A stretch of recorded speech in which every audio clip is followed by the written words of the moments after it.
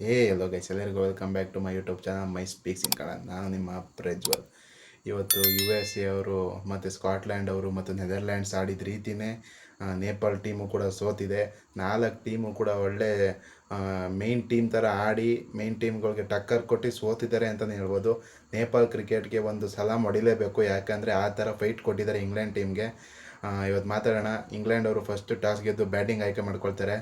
Fill salt ಮತ್ತು ಜಾಸ್ Buttler ಅವರು ಓಪನಿಂಗ್ ಬರ್ತಾರೆ. ಫಿಲ್ ಸಾಲ್ಟ್ ಅವರು ಎರಡನೇ ಬಾಲೇ ಶೇರ್ ಮಲ್ಲ ಅಂತ ಒಬ್ಬ ಬೌಲರ್ಗೆ ಹೊಡೆಯೋಕೆ ಹೋಗ್ಬಿಟ್ಟು ಔಟಾಗಿ ಹೋಗ್ತಾರೆ. ಆಮೇಲೆ ಬಟ್ಲರ್ ಅವರು ಸಖತ್ತಾಗಿ ಬ್ಯಾಟಿಂಗ್ ಆಡ್ತಾ ಇರ್ತಾರೆ. ಬಟ್ಲರ್ ಅವರು 26 ರನ್ಸ್ನ ಕಾಂಟ್ರಿಬ್ಯೂಟ್ ಮಾಡ್ತಾರೆ. ಆಮೇಲೆ ಪವರ್ ಪ್ಲೇ ಅಷ್ಟೊಂದು ಸ್ಕೋರ್ ಏನು ಬಂದಿರಲ್ಲ ಅವ್ರದ್ದು. ಮತ್ತು ನಮ್ಮ RCBಯ ಆಲ್ರೌಂಡರ್ ಆದಂಥ ಜೋಕಬ್ ಬೆಥಲ್, ಸ್ಟಾರ್ ಬಾಯ್ ಆದಂಥ ಜೋಕಬ್ ಬೆಥಲ್ ಅವರು ಸಖತ್ತಾಗಿ ಬ್ಯಾಟಿಂಗ್ ಆಡಿ ಒಂದು 54 ರನ್ಸನ್ನು ಕಲೆ ಹಾಕ್ತಾರೆ. ಮತ್ತು ಹ್ಯಾರಿ ಬ್ರೂಕ್ ಅವರು ಕೂಡ, ಇಂಗ್ಲೆಂಡ್ ಕ್ಯಾಪ್ಟನ್ ಆದಂಥ ಹ್ಯಾರಿ ಬ್ರೂಕ್ ಅವರು ಸಖತ್ತಾಗಿ ಬ್ಯಾಟಿಂಗ್ ಆಡಿ ಒಂದು 56 ರನ್ಸ್ನ ಕಲೆ ಹಾಕ್ತಾರೆ. ಅದಾದಮೇಲೆ ಯಾರೂ ಅಷ್ಟೊಂದು ಕಾಂಟ್ರಿಬ್ಯೂಟ್ ಮಾಡೋದಿಲ್ಲ. ಸ್ಯಾಮ್ ಕರನ್ ಆಗಿರ್ಬೋದು, ಮತ್ತು ಇನ್ನು ಬೇರೆ ಬೇರೆ ಬ್ಯಾಟ್ಸ್ಮನ್ಗಳು, ಮತ್ತು ಟಾಮ್ ಬ್ಯಾಂಟನ್ ಅಂತ ಆಡಿಸಿದ್ರು, ಅವರು ಕೂಡ ಅಷ್ಟೊಂದು ಕಾಂಟ್ರಿಬ್ಯೂಟ್ ಮಾಡಲಿಲ್ಲ. ಸಖತ್ತಾಗಿ ಬೌಲಿಂಗ್ ಮಾಡಿದ್ರು ಅಂತಲೇ ಹೇಳ್ಬೋದು. ಇಲ್ಲಿ ಐರೆ ಅಂತಿದ್ರಲ್ಲ, ಅವರು ಸಖತ್ತಾಗಿ, ದೀಪೇಂದ್ರ ಸಿಂಗ್ ಐರೆ ಅಂತಿದ್ರು, ಅವರು ಸಖತ್ತಾಗಿ ಬೌಲಿಂಗ್ ಮಾಡಿದ್ರು. ಹಾಗೂ ಅವರು 2 ವಿಕೆಟ್ ತೊಗೊಂಡ್ರು. ಮತ್ತು ಲಾಸ್ಟಲ್ಲಿ ಅಷ್ಟು ಸ್ಕೋರ್ ಬರ್ತಾ ಇರಲ್ಲ, 160ಗೆ ಅಂದರೆ ಎಂಡ್ ಆಗಿದ್ರೆ ಪಾಪ ನೇಪಾಳ ಅವರು ಈ ಮ್ಯಾಚ್ ಗೆದ್ದಿರ್ತಾಯಿದ್ರು ಅಂತಲೇ ಹೇಳ್ಬೋದು. ಯಾಕಂದರೆ ನೇಪಾಳ್ ಕ್ರಿಕೆಟ್ ಈಗ ಪಾಕಿಸ್ತಾನ್ಗಿಂತ ಬೆಟರ್ ಆಗಿದೆ ಅಂತಲೇ ಹೇಳ್ಬೋದು. ನೇಪಾಳ್ ಕ್ರಿಕೆಟ್ ಅವ್ರದ್ದು ಅಷ್ಟು ಸಖತ್ತಾಗಿ ಟಕ್ಕರ್ ಕೊಡ್ತಾಯಿದ್ದಾರೆ. ಪಾಕಿಸ್ತಾನದವ್ರನ್ನೇ ಸೋಲಿಸ್ಬಿಟ್ಟಿದ್ರು ನೆದರ್ಲ್ಯಾಂಡ್ ಅವರು. ಅವತ್ತು ಕ್ಯಾಚ್ ಹಿಡಿದ್ಬಿಟ್ಟಿದ್ರೆ ಪಕ್ಕ ನೆದರ್ಲ್ಯಾಂಡ್ಸ್ದೇ ಮ್ಯಾಚ್ ಆಗಿರ್ತಾಯಿತ್ತು. ಮತ್ತು ಲಾಸ್ಟಲ್ಲಿ ವಿಲ್ ಜಾಕ್ಸ್ ಅವರು ಬಂದು ಸಖತ್ತಾಗಿ ಒಂದು 39 ರನ್ಸ್ ಸ್ಕೋರ್ನ ಕಾಂಟ್ರಿಬ್ಯೂಟ್ ಮಾಡ್ತಾರೆ. ಅದರಿಂದ 185 ರನ್ಗಳ ಟಾರ್ಗೆಟನ್ನು ನೇಪಾಳ ಅವ್ರಿಗೆ ಕೊಡ್ತಾರೆ. ಹ್ಯಾರಿ ಬ್ರೂಕ್ ಅವರ 56 ರನ್ಸು ಮತ್ತು ಜಾಕಬ್ ಬೆಥಲ್ ಅವ್ರನ್ನ 54 ರನ್ಸ್ನ ಕಾಂಟ್ರಿಬ್ಯೂಟಿಂದ ಇಂಗ್ಲೆಂಡ್ ಅವರು 185 ರನ್ಸ್ನ ಕಲೆ ಹಾಕ್ತಾರೆ ನೇಪಾಳ್ ಟೀಮ್ ಅವ್ರಿಗೆ. ನೇಪಾಲ್ ಅವರು ಅದನ್ನ ಚೇಸ್ ಮಾಡೋಕ್ಕೆ ಅಂತ ಬರ್ತಾರೆ. ನಾವು ನೋಡಿದ್ರೆ ಬೇಗ ವಿಕೆಟ್ ಕಳ್ಕೊಬಿಡ್ತಾರೆ ಅಂತ ಅಂದ್ಕೊತಾ ಇದ್ರೆ ನಮ್ಮ ಊಹೆನೇ ತಪ್ಪು ಅಂತ ತಿಳಿಸ್ಬಿಟ್ರು. ನೇಪಾಳ್ ಟೀಮ್ ಅವರು ಸಖತ್ತಾಗಿ ಪ್ರೊಫೆಷ್ನಲ್ ಟೀಮ್ ಆಡುತ್ತಲ್ಲ, ಆ ರೇಂಜಿಗೆ ಇಂಡಿಯಾ ಟೀಮ್ ಬ್ಯಾಟಿಂಗ್ ಆಡ್ದಂಗೆ ಮೊದಲೆಲ್ಲ ಆಡ್ತಾಯಿದ್ರು ನೋಡಿ, ರೋಹಿತ್ ಶರ್ಮಾ ಮತ್ತು ಬೇರೆ ಶಿಖರ್ ಧವನ್ ಎಲ್ಲ ಆ ಥರ ಟೀಮಲ್ಲಿ ಹಂಗೆ ಆಡ್ತಾಯಿದ್ರು. ಅದೇ ಥರ ಕುಶಲ್ ಬ್ರೂಟಲ್ ಅಂತ ಅವರು ಸಖತ್ತಾಗಿ ಆಡ್ತಾಯಿರ್ತಾರೆ. ಮತ್ತು ಆಸಿಫ್ ಅಂತ ಅವರು ಸಖತ್ತಾಗಿ ಆಡ್ತಾಯಿರ್ತಾರೆ. ಮತ್ತು ಅದಾದಮೇಲೆ ಆಸಿಫ್ ಅವರು ಬೇಗ ಔಟಾಗಿ ಹೋಗ್ತಾರೆ. ಅದನ್ನು ಕಂಟಿನ್ಯೂ ಮಾಡ್ತಾರೆ ಯಾರು, ಬ್ರೂಟಲ್ ಅಂತ ಇರ್ತಾರೆ, ಕುಶಾಲ್ ಬ್ರೂಟಲ್ ಅವರು. ಅದಾದಮೇಲೆ ರೋಹಿತ್ ಅವರ ಕ್ಯಾಪ್ಟನ್ ಬರ್ತಾರೆ, ಅವರು ಸಖತ್ತಾಗಿ ಕಾಂಟ್ರಿಬ್ಯೂಟ್ ಮಾಡ್ತಾರೆ. ಒಂದು 40+ ರನ್ಸ್ನ ಹೊಡಿತಾರೆ ಬ್ರೂಟಲ್ ಅನ್ನೋರು. ರೋಹಿತ್ ನೇಪಾಳ್ ಕ್ಯಾಪ್ಟನ್ನು, ಪಕ್ಕ ದೇಶದ ನೇಪಾಳ ಅವರು ರೋಹಿತ್ ಪಡಲ್ ಅಂತ ಅವರು ಕ್ಯಾಪ್ಟನ್ನು ಸಖತ್ತಾಗಿ ಬ್ಯಾಟಿಂಗ್ ಆಡಿ ಒಂದು 40+ ರನ್ನ ಕಲೆ ಹಾಕ್ತಾರೆ. ಮತ್ತು ದೀಪೇಂದ್ರ ಸಿಂಗ್ ಐರೆ ಅಂತ ಇರ್ತಾರಲ್ಲ, ಅವರು ಸಖತ್ತಾಗಿ ಬ್ಯಾಟಿಂಗ್ ಆಡ್ತಾರೆ. ಮಿನಿಮಮ್ ಅಂದರೆ 180+ ಸ್ಟ್ರೈಕ್ ರೇಟಲ್ಲಿ ಸ್ಟ್ರೈಕ್ ಮಾಡ್ತಾ ಇರ್ತಾರೆ ದೀಪೇಂದ್ರ ಸಿಂಗ್ ಐರೆ ಅವರು. ಸಖತ್ತಾಗಿ ಬ್ಯಾಟಿಂಗ್ ಆಡಿ ಒಂದು 44 ರನ್ಸ್ನ ಕಲೆ ಹಾಕ್ತಾರೆ. ಅದಾದಮೇಲೆ ಇನ್ನೇನು ವಿಕೆಟ್ ಬಿದ್ದೋಯ್ತು, ಇನ್ನೇನು ಇವ್ರ ಕೈಲಿ ಆಗಲ್ತು ಅಂತ ಹೇಳ್ತಿರ್ಬೇಕಾದ್ರೆ ಲೋಕೇಶ್ ಅಂತ ಸಖತ್ತಾಗಿ ಬರ್ತಾರೆ. ಲೋಕೇಶ್ ಅವರು ಸಖತ್ತಾಗಿ ಬ್ಯಾಟಿಂಗ್ ಮಾಡಿ, ಇನ್ಫ್ಯಾಕ್ಟ್ ಜೋಫ್ರಾ ಆರ್ಚರ್ಗೆ 24 ರನ್ಗಳನ್ನ ಹೊಡೆದಾಕ್ಬಿಡ್ತಾರೆ ಅಂತಲೇ ಹೇಳ್ಬೋದು.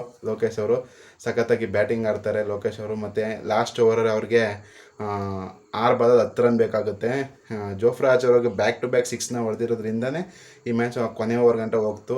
ಈ ಟೀಮ್ ಅಸೋಸಿಯೇಟ್ ಟೀಮು ಇದು ಮೇನ್ ಟೀಮ್ ಆ ರೀತಿ ಟಕ್ಕರ್ ಕೊಟ್ಟಿದೆ. ಕ್ರಿಕೆಟ್ನ ಸ್ಟಾರ್ಟ್ ಮಾಡಿದೆ ಇಂಗ್ಲೆಂಡ್ ಅವ್ರಿಗೆ. ಹ್ಯಾರಿ ಬ್ರೂಕ್ ಅಂತ ಫುಲ್ ಟೆನ್ಷನಾಗಿ ಹೋಗಿರುತ್ತೆ. ಯಾಕಂತ ಹೇಳಿದ್ರೆ ಇವ್ರ ಮುಂದೆ ಸೋತ್ರೆ ಅಷ್ಟೊಂದು ಚೆನ್ನಾಗಿ ಕಾಣೋದಿಲ್ಲ. ಯಾಕಂತ ಹೇಳಿದ್ರೆ ಈಗ ಸ್ಟಾರ್ಟ್ ಆಗ್ತಾ ಇರುವಂಥ ಟೀಮು ನೇಪಾಳ ಅವ್ರದ್ದು. ಅವ್ರ ಮುಂದೆ ಸೋತ್ಬಿಟ್ರೆ ಇಂಗ್ಲೆಂಡು ಒಂದು ಬ್ರ್ಯಾಂಡೆಡ್ ಟೀಮ್ ಅದು. ಹಾಗಾಗಿ ಇಂಗ್ಲೆಂಡ್ ಅವರು ಸಖತ್ತಾಗಿ ಆಡ್ತಾರೆ. ನೇಪಾಳ ಅವರು ಆಡಿದ ರೀತಿಗೆ ಕ್ಲಾಪ್ಸ್ ಹೊಡಿಬೇಕು. ಯಾಕಂತ ಹೇಳಿದ್ರೆ ವಾನ್ಖಡೆ ಸ್ಟೇಡಿಯಂ, ಅದು ಇಂಡಿಯಾ ಸ್ಟೇಡಿಯಮ್ಮು. ನೇಪಾಳ ಅವರ ಸಪೋರ್ಟರ್ಸ್ ಯಾವ ರೀತಿ ಬಂದಿದ್ರು ಅಂದರೆ ಫುಲ್ ಪ್ಯಾಕ್ಡ್ ಸ್ಟೇಡಿಯಂ ಆಗಿತ್ತು. ಸಖತ್ತಾಗಿ ಸಪೋರ್ಟ್ ಮಾಡ್ತಾಯಿದ್ರು. ಇನ್ಫ್ಯಾಕ್ಟ್ ಇಂಗ್ಲೆಂಡ್ ಅವ್ರಿಗೂ ಅಲ್ಲೋ ಇಲ್ಲೋ ಎಲ್ಲೋ ಫ್ಯಾನ್ಸ್ಗಳು ಕಾಣ್ತಾಯಿದ್ರು ಅಷ್ಟೇ. ನೇಪಾಳ ಟೀಮಂಗಂತೂ ಸಖತ್ತಾಗಿ ಫ್ಯಾನ್ಸ್ ಇದ್ದಾರೆ ಅಂತಲೇ ಹೇಳ್ಬೋದು. ನಮ್ಮ ಇಂಡಿಯಾದಲ್ಲಿ ಹೇಗೆ ಕ್ರಿಕೆಟ್ಗೆ ಜಾಸ್ತಿ ಪ್ರಾಮುಖ್ಯತೆ ಕೊಡ್ತಾರೆ, ನೇಪಾಳದಲ್ಲಿ ಕೂಡ ಜಾಸ್ತಿ ಕ್ರಿಕೆಟ್ಗೆ ಪ್ರಾಮುಖ್ಯತೆ ಕೊಡ್ತಾರೆ ಅನಿಸುತ್ತೆ. ಸಖತ್ತಾಗಿ ನೇಪಾಳ ಟೀಮ್ ಅವ್ರನ್ನ ಸಪೋರ್ಟ್ ಮಾಡಿದ್ದಾರೆ ಅಂತಲೇ ಹೇಳ್ಬೋದು. ನೇಪಾಳ ಕೂಡ ಬೆಂಕಿಯಾಗಿ ಒಂದು ಕಾಂಪಿಟೇಷನ್ ಕೊಟ್ಟಿದ್ದಾರೆ ಅಂತಲೇ ಹೇಳ್ಬೋದು. ಇಂಗ್ಲೆಂಡ್ ಟೀಮ್ಗೆ ಬೆವರಿಳಿಸ್ಬಿಟ್ಟಿದ್ರು. ಇನ್ನು ಲಾಸ್ಟು ಇನ್ನೇನು ಸ್ವಲ್ಪ ಲೋಕೇಶ್ ಅವರು ಚೆನ್ನಾಗಿ ಆಡಿದ್ರು. ಒಂದು 40+ ರನ್ಸ್ನ ಕಾಂಟ್ರಿಬ್ಯೂಟ್ ಮಾಡಿದ್ರು. 10 ರನ್ ಬೇಕಾಯಿತು ಲಾಸ್ಟ್ ಓವರು. ಸಖತ್ತಾಗಿ ಸ್ಯಾಮ್ ಕರನ್ ಅವರು ಡಿಫೆಂಡ್ ಮಾಡ್ಕೋತಾರೆ ಅಂತಲೇ ಹೇಳ್ಬೋದು. 4 ರನ್ನಿಂದ ಗೆದ್ದಿದ್ದಾರೆ. ಆದರೂ ಇಂಗ್ಲೆಂಡ್ಗೆ ಟಕ್ಕರ್ ಕೊಟ್ಟಿದ್ದಾರೆ ಅಂತ ಹೇಳಿದ್ರೆ 2 ಸತಿ ಚಾಂಪಿಯನ್ಸ್ ಇಂಗ್ಲೆಂಡ್ ಅವರು. ಅವ್ರಿಗೇ ಆ ರೇಂಜಿಗೆ ಆಟಾಡಿಸಿದ್ದಾರೆ ನೇಪಾಳ ಅಂತ ಟೀಮ್ ಅಂತ ಹೇಳಿದ್ರೆ. ಅವ್ರ ಅಸೋಸಿಯೇಟ್ ನೇಷನ್ ಟೀಮ್ ಅಂತಲೇ ಹೇಳೋಕ್ಕಾಗೋದಿಲ್ಲ. ಆ ರೇಂಜಿಗೆ ಸಖತ್ತಾಗಿ ಬೌಲಿಂಗ್ ಮಾಡಿದ್ರು. ಇನ್ಫ್ಯಾಕ್ಟ್ ವಿಲ್ ಜಾಕ್ಸ್ ಅವರು ಇನ್ನು ಸ್ವಲ್ಪ ಕಮ್ಮಿ ರನ್ಸ್ನ ವಿಲ್ ಜಾಕ್ಸ್ ಕೈಯಲ್ಲಿ ಹೊಡ್ಸ್ಕೊಂಡಿದ್ರೆ ನಾವು ಇನ್ನೂ ಚೆನ್ನಾಗಿ ನೇಪಾಳ ಅವರು ಸಖತ್ತಾಗಿ ಬ್ಯಾಟಿಂಗ್ ಆಡ್ಬೋದಾಯಿತು.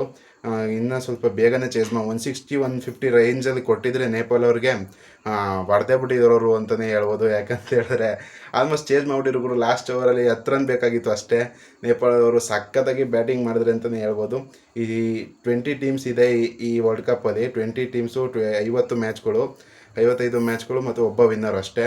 ಅದರಲ್ಲಿ ನೇಪಾಳ ಅವರು ಈ ರೀತಿ ಕಾಂಪಿಟೇಷನ್ ಕೊಡ್ತಾ ಇರೋದು ನೋಡಿದ್ರೆ ಯಾವುದೇ ಒಂದು ಟೀಮ್ಗೆ ಟೇಕನ್ ಫ್ರಮ್ ಗ್ರಾಂಟೆಡ್ ಅಂತ ಹೇಳೋಕ್ಕೆ ಆಗೋದಿಲ್ಲ. ಅಂಡರ್ ಡಾಗ್ಸ್ ಅಂತ ಯಾರೂ ಇಲ್ಲ ಇಲ್ಲಿ. ಸಖತ್ತಾಗಿ ಬ್ಯಾಟಿಂಗ್ ಆಡ್ತಾ ಇದ್ದಾರೆ ನೇಪಾಳ ಟೀಮ್ ಅವರು. ಅವ್ರು ಆಡಿದ ರೀತಿಗೆ ಎಲ್ಲರೂ ಕ್ಲಾಪ್ಸ್ ಹೊಡಿಬೇಕು ಅಂತಲೇ ಹೇಳ್ಬೋದು.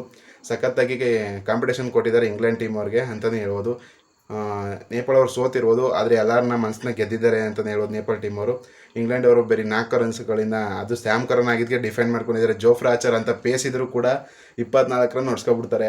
ಹಾಗಾಗಿ ಸ್ಯಾಮ್ ಕರನ್ ಅವರು ಈ ಮ್ಯಾಚ್ನ ಗೆಲ್ಸಿದ್ದಾರೆ ಅಂತಲೇ ಹೇಳ್ಬೋದು ಇಂಗ್ಲೆಂಡ್ ಅವ್ರಿಗೆ. ವಿಡಿಯೋನಲ್ಲಿ ನಿಮ್ಗೆ ಇಷ್ಟ ಆಗಿದ್ರೆ ಲೈಕ್ ಮಾಡಿ, ಶೇರ್ ಮಾಡಿ, ಸಬ್ಸ್ಕ್ರೈಬ್ ಮಾಡಿ.